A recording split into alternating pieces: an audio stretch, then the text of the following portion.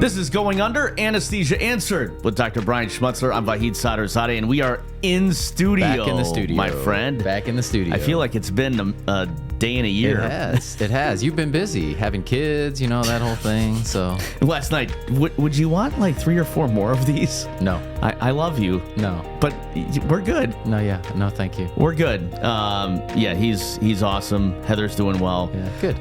Paxton's doing great. Yeah, good. Holding the baby. Oh, nice. So, how are you guys doing? Oh, good. Busy. Busy at the hospital? Yeah. Busy with the kids? Always. Lots of sports going on. Lots of sports. Lots of sports. Yeah. Sets it up for us today. We're talking about CTE and kind of the problem that's going around in the NFL. I actually did a story on this with local sports about 5 years ago, and I don't really know that there's been any traction since. Yeah. But we'll talk about youth football. We'll talk about college and pro football. Yeah, for sure. But kind of what I guess triggered this conversation today is big Tua Tua Tagovailoa. And this is his third concussion, fourth concussion. I'm sorry, before that we know of in college, right? He had one in college. Yeah. So this is his third concussion in as many seasons in the NFL. The question is, when is enough enough? Yeah. Back in the old days, let's talk about football. Well, there wasn't I'll talk rules. About my own. Yeah, I'll talk about my own experience. Talk too, about your own absolutely. experience first with maybe concussions and injuries in general. So I think we should first define CTE. Yeah. So chronic traumatic encephalopathy, basically, what we used to call getting your bell rung. We now know that over time actually causes severe brain damage. So you see people, and I've met quite a few former football players from interactions with Notre Dame and that sort of stuff. Yeah.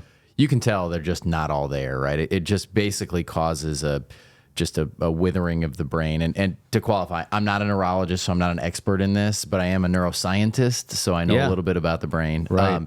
Over time, the brain, as it gets injured, loses its plasticity, ability to do a lot of things like think, move. You saw Muhammad Ali towards the end of his career even, and then, going forward, trouble walking, trouble thinking, trouble speaking.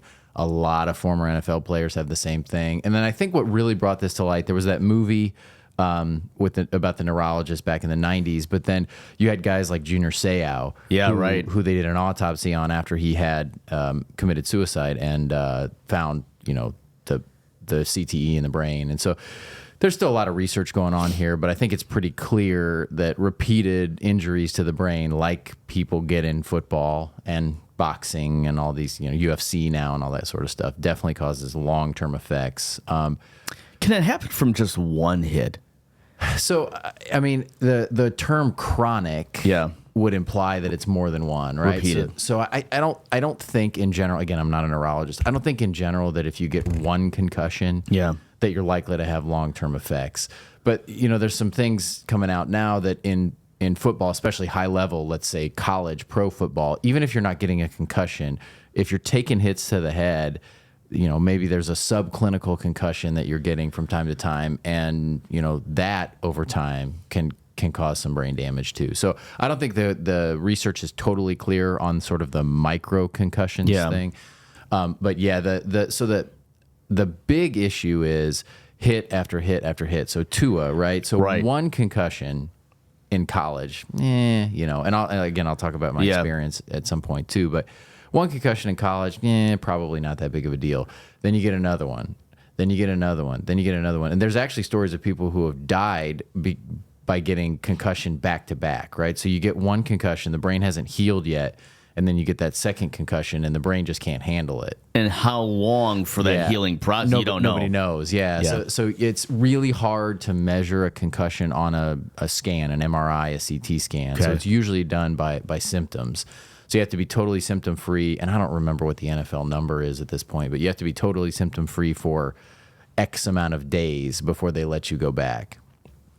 So that's the key, is not to get a concussion while you already have a concussion. That's the real danger. That second injury effect. So the NFL over the years, right? We'll go back to kind of your experience here in just a minute, but the NFL over the years has changed a ton. Changed protocols. The concussion protocol went into place, right? That they checked you during games and not after the games. Right. And if you're in concussion protocol, you're out for the next week. And then they brought in these Guardian helmets this year that they're giving the option of players to wear, which obviously seems to not be swaying them to wear it, right? I mean, there was some controversy with some of these players wearing them in the game. Yeah. And I don't really understand, you know, and let's break it down here, because we have this article here that I found that really outlines it really well.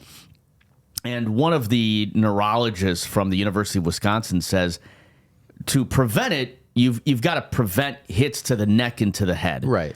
The question is, Muhammad Ali, over time, they say that his brain kind of swayed back and it detached.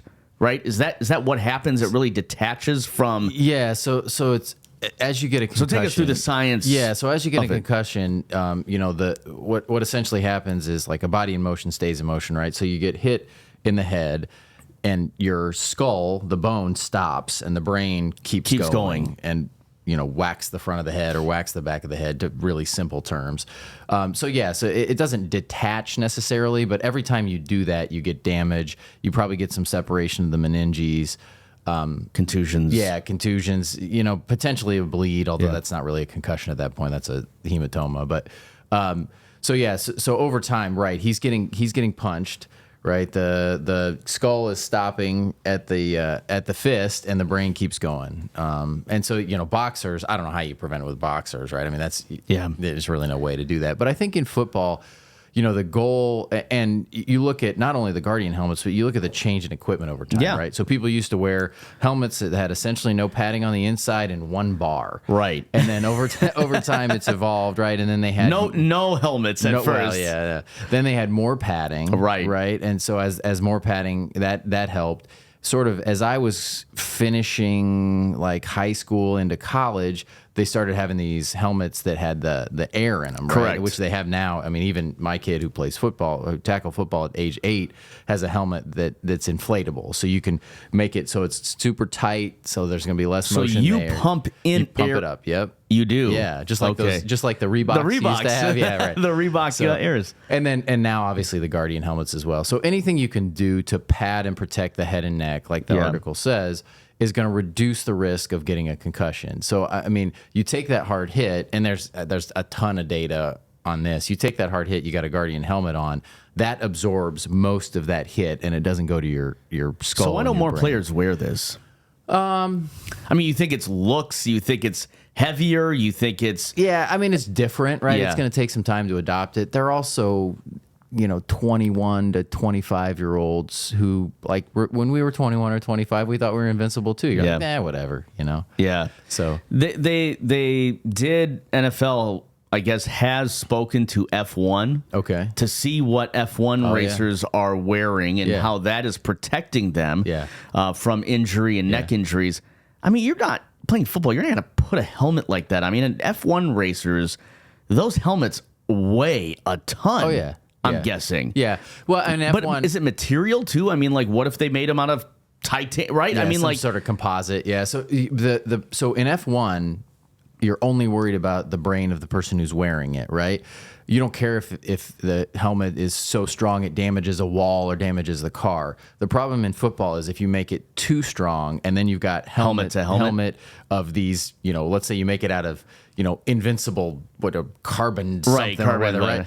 And then they hit each other, then you're defeating the purpose because it's so strong. So you've got to have something that absorbs the hit so that it doesn't go to the brain. So, I mean, that's the reason they're using, you know, somewhat lighter materials and then, you know, those padding on it and trying to figure out ways to pad it so that the hit is absorbed by the helmet and not by the head. So 300 is what the study is. 300 former players who have died and passed away. They did autopsies, Correct. Speaking specifically of the NFL, they have said that they show signs of having CTE. Now, at the same time as Tua comes out with this news of, hey, this is his 4th injury as many years and playing college football, Brett Favre has come out and said he has signs of Parkinson's disease. Yeah. And then they have, I think there's another Tommy Kramer. There's another quarterback who just came out and said, hey, like I have brain injuries now because of playing football. Favre was interesting. So the one hit where I knew he was going to have issues, it was on Minnesota, frozen field. He takes a hit and whacks his head. Do you remember this? Yeah. It was like a Monday night game or Sunday night game or something. It took him like 5 minutes to get up. Yeah. He was out. But yeah, it was a completely iced over field. Yeah. And he went back with his helmet and whacked his head. So where are we? I mean, like as a medical community,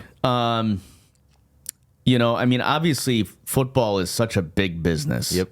College football. Yeah. Pro football. Yep. Even our football leagues. Yeah. You know? So I think in general, if you ask the medical community, most people are very hesitant to let their kids play tackle football.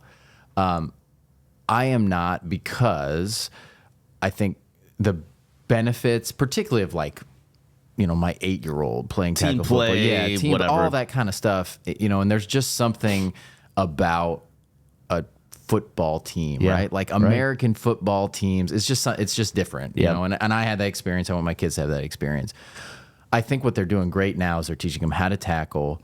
They're flagging them even at an 8-year-old, right? They're flagging them if they get head-to-head contact, if they put their head down to tackle, intent. right? Yeah. So I think they're changing the rules of the game in a way that's going to make it safer. Is it 100% safe? No. But let me get to my story, right? So that you think, okay, don't let your kids play tackle football. Just let them play flag, or let them play baseball, or let them play soccer, whatever, right? Okay, so I was going back through in my head before we started today. I probably had a handful of concussions. Okay, I had one in middle school that I remember distinctly. I'm running down the field on a punt, looking up at the ball, and then I get whacked. So fine. I mean, and back then it's like, oh, you got your bell rung, just get back in the game. I had one in practice. Be tough, come on. Yeah, exactly. I had one in practice in high school, two in games in high school that I can think. I mean, never diagnosed, but I think. I had a relatively bad one when I played. So I played from the time I was 8 through high school, and then I played full tackle, full contact league at Notre Dame. They had a rec league. I had a pretty bad one then, and I think it knocked me out, but not completely. But I got a stinger too, which is another neurologic injury that you can get. So a stinger is when you kind of get compression on a nerve. It usually shoots down the arm. If you've ever had a stinger, you know exactly what I'm talking about.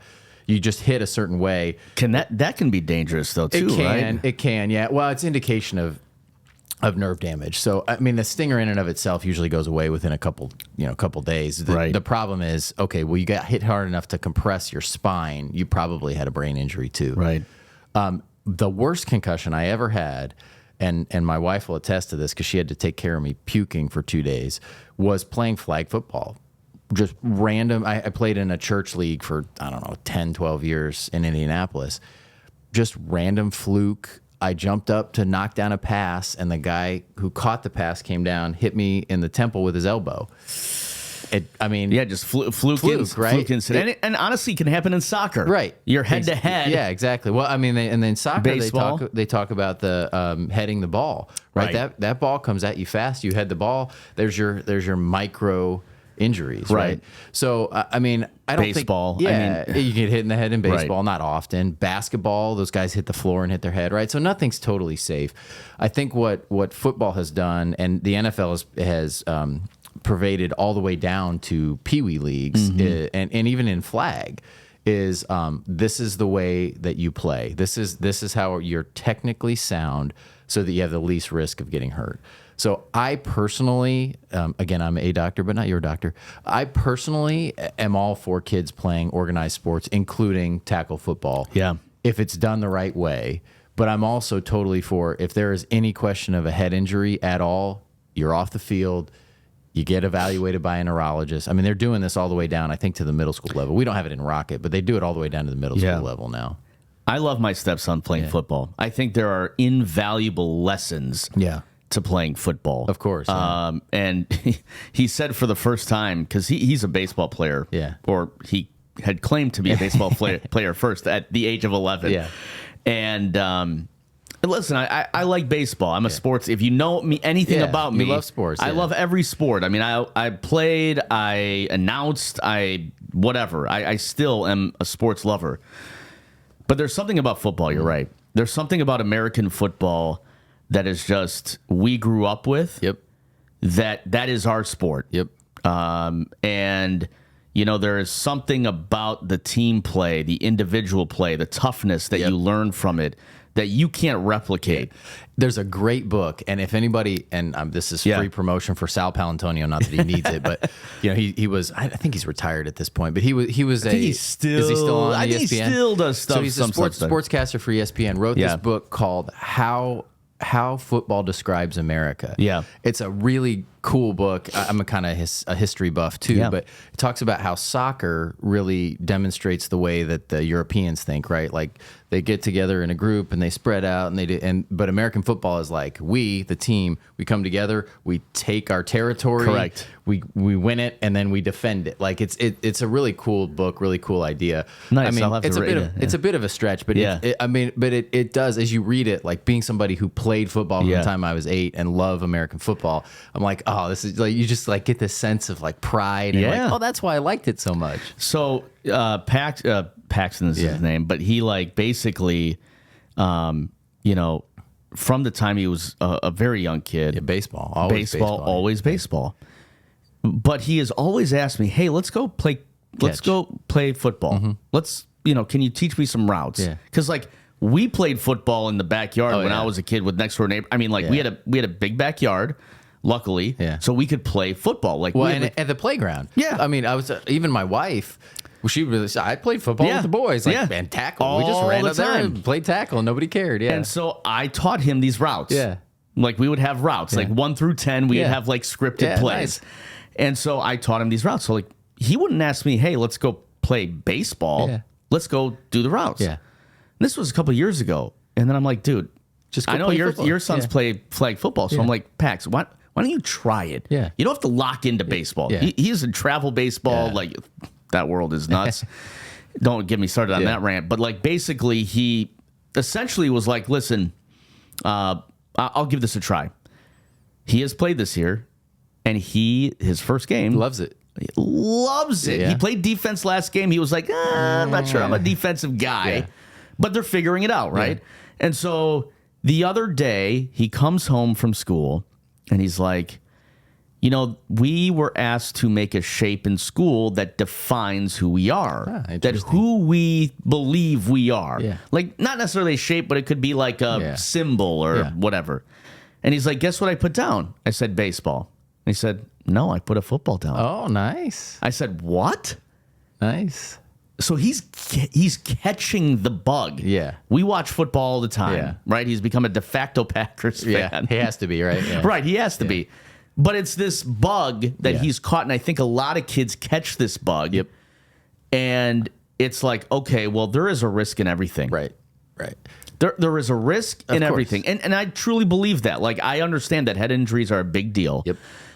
But every parent is different. Yep. Every kid is different.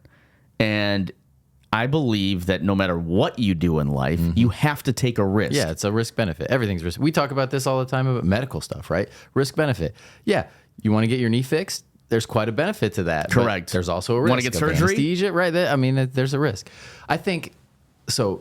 The NFL's had its issues. Yeah, it has. I commend the NFL on what they're doing now. I commend the medical community who's involved with the NFL, and I think the NFL now moving all the way down even into flag football, because our flag league is supported by the NFL. Right. I think if you've got kids who have an interest in sports, flag football is a great place to start. You learn all the techniques, you learn all the routes. You basically get to play football without any of the tackle risk, right?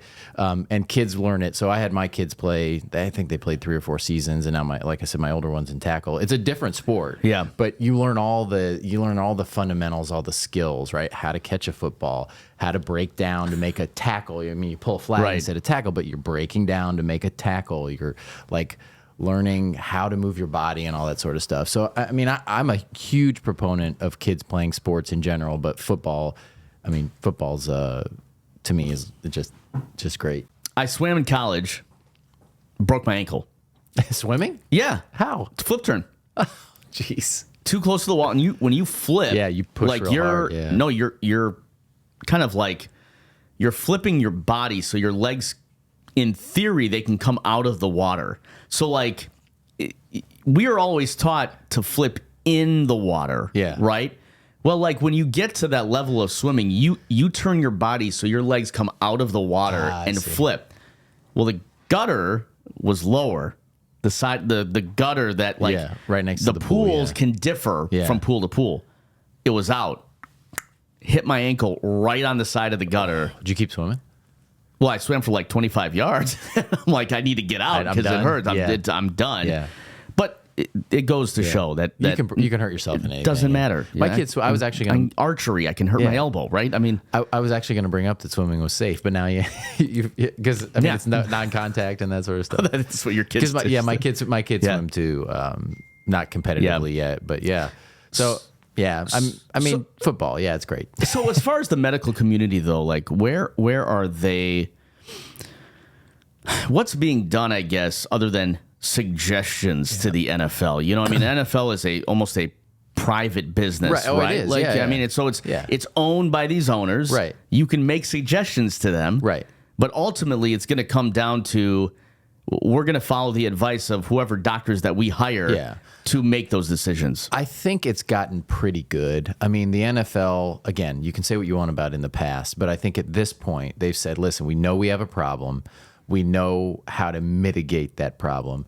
We're going to hire independent neurologists and do what they tell us, right? I mean, I think it's very rare that you see somebody like get knocked out and then get right back in the game. There was one last season, I think, but for the most part, they're good. The neurologist steps on the field and he's like, you're out of the game, and the teams listen. So what should the Miami Dolphins do with Tua?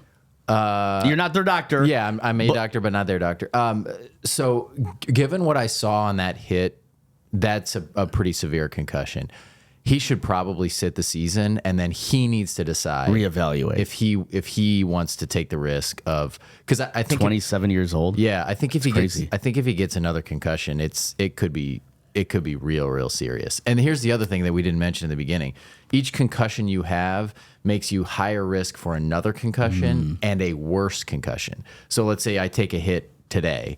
My concussion might be, and I don't remember how they grade them. Again, I'm not a neurologist, but let's say I'm a grade 1 concussion today. I might take that same hit 6 months from now, and I'm a grade 3 concussion, or however they classify it. Should it be up to the Miami Dolphins to make this decision for him, or should it be Tua making a decision for himself? Yeah, I mean, I'm an individual rights guy, right? So I mean, he needs to make the decision for himself. It's risk benefit, right? I'm not going to tell somebody who has a risk of whatever, a knee procedure, right? Let's say they're getting a total knee done. I'm going to lay out the risk. Hey, you're high risk because you've had a heart attack and you've had this and you've had that. If you're willing to take that risk, I'm willing to do your procedure. So, I mean, I'm not going to tell anybody they can't play football. I think I would, if I were his physician, I would advise him to very, very strongly think about retiring. And some of the decision making going into this, Tua probably wants more money, of right? Course, yeah. I don't know. Does he have a long-term contract, right? You see these quarterbacks recently getting $250, $300 million if 4 or 5 years. But it's not all guaranteed. It's not all guaranteed. Yeah, and NFL doesn't really take care of players after their playing career is done. Right. Final question on this topic. I think it's a good one. I think we're going to get a lot of feedback online because I think it's a hot topic. But what symptoms do you see and how soon after your playing career is done? Let's say you get 2 or 3 concussions. You know, like you said, you can tell from some of the people that you played with. You can kind of just tell that they're not all there. What does that mean necessarily? And if you're that person, how do you make that judgment call, right? So it takes years afterwards for all the symptoms to really show. So if you're talking about acute symptoms, I mean, acute symptoms are getting knocked out, right? So loss of consciousness, nausea, vomiting, dizziness. I had some aphasia when I had my worst one, so inability to speak. Okay. It was very brief, but it was scary for sure. So, I mean, those are things that can happen on the front end. how do you tell somebody has CTE? It's not totally clear, but I mean, you'll notice things like they start to get some dementia. So they forget things. They, where are my keys? Why did I walk into this room? Not just the typical stuff, but severe. Speech is a big thing. Their speech changes. And I don't know exactly how to describe it. Again, I'm not a neurologist, but the cadence and the pattern of the speech becomes slower. They have some expressive aphasia, so inability to get a word out. Like if I say, you've got that cup in your hand, can I have that thing you have in your hand, right? Like I can't get cup to the front of my mind. Balance issues, right? So you'll see them. So the cerebellum is the part of your brain in the back that controls balance. And so a lot of times if you're getting concussions, you're hitting that part. And so you're going to get damage to the cerebellum. And so you get balance issues, you get walking issues, you get Parkinson's-like effects. What about depression? I mean, I know Junior Seau was one of the first cases, right, that we saw with this. It's really, really hard to define that, right? Because you've got environmental issues, and then you've got internal issues, right? So certainly hitting your brain over and over again is likely to cause some mental issues, anxiety, depression, suicidal ideations. But you've also got these guys who spent 10 years, 12 years in the NFL as on top of the world, making all this money, all these whatever, right? All this accolades, blah, blah, blah. And then they retire and they don't have any of that anymore, right? So you see the same thing in the medicine world, right? You've got a surgeon who's like a world-renowned surgeon, and he retires and he's depressed, right? And those guys commit suicide too, right? So I think there's a component of that is actually just related to situational depression because of the changes in life. You get that, but definitely the brain injury has something to do with it. It's really too bad that we have only kind of just discovered this and labeled it, because we could have really used the information available to us in the 1920s and 30s and 40s and 50s. Would that have mattered in the long run if we had that information? So the problem is technology, right? So we didn't have really great brain scans till the last probably 20 years. Okay. Right? I think I just saw something on Facebook about the first CT. I don't remember what year it was, but it was not that long ago. Within the last 20, 30 years. Yeah. I mean, CTs are probably longer because those are just computed x-rays. But I mean, MRIs, the quality MRIs are not all that recent, or not all that distant past. Yeah. What are you seeing, finally, what are you seeing as an anesthesiologist? Like, does it affect, when they put it on their medical chart history, like, have you had any, I don't know, is that a question? Have you had any concussions or brain injuries? We talk about TBIs, traumatic brain injuries. When we see patients, because of my practice, I don't see a ton of like 30-year-olds coming in for surgery, right? We get a lot of older people, but people have car accidents. People have, we see a lot of veterans, so they had combat accidents and stuff. Yeah, traumatic brain injury is a thing, and that's essentially what these guys getting concussions are, is a traumatic brain injury. So, you definitely can tell if they've had repeated traumatic brain injuries, particularly the guys who are in the military. You can definitely tell, same thing, right? Like they don't remember things right. The speech pattern is a little off. The way they walk is a little off. They're just these things, like if you see it enough, you kind of just know that's somebody who's had a brain injury. Interesting topic. Yeah. I really enjoyed this one. Yeah. Should talk about sports more often. Yeah. We should have a sports one where we just go through and rip on all the teams that I used to love. So Colts, like Notre Dame losing to the Northern Illinois, and they're still in it though. I know. It's just they're still in it. The Colts, Anthony Richardson injured again. What did he hurt this time? I can't remember. I don't know. Was it a leg injury? Yeah, I don't know. Oh, hip pointer. Yeah, he got hip pointer. I was glad Flacco came in and was able to. I'm like, he's still playing football? Yeah, no, he did pretty well. I mean, he's got a good arm still. He's got a good. They might as well just send you out there. Oh, jeez. He's 40. He's older than you are, I think. No, I think so. I think he's 41. I think I know what he is, but. I mean, I can't throw a football. I'd love to play corner, but that's what I played for the years. But no, I mean, we're teaching your oldest son that. Nice. Well, I'm teaching my oldest son. I'm trying. Him. Yeah, he's getting the concept of it now, so it's a little bit better. Yeah. He's a great. I mean, Not that it's that difficult to do, but a lot of wide receivers don't do it. He's a great blocker as a wide receiver, which is amazing to me. Like, because I get out in the backyard with him and we got these pads, and I'm just like, hit me. He's like, no, hit me. It's finally he gets going. So. That's awesome. Yeah, it's fun. It's fun to watch him. Well, if you have a comment, obviously drop it below, and we're happy to answer questions coming up on the next podcast. And we have one more episode this season, and we're going to take a couple month break actually. Yep. And then we're going to come out with something new as well. Yep. So watch out for that with Ankit. Yep. And he's been on an episode before, Surgeon. So we'll have a little, maybe next time on the podcast, we'll kind of break that down. And I know we still got to get your wine guy on here. Yeah. We may have a few special guests, even though it'll be outside of the season. We may have a few special guests who come on and just kind of quickly, short podcast, talk about some things. I definitely have a few people I still want to get on here. So awesome. drbrianschmutzler.com. And this is Going Under Anesthesia Answered with Dr. Brian Schmutzler. We'll see you in the next one. See you later.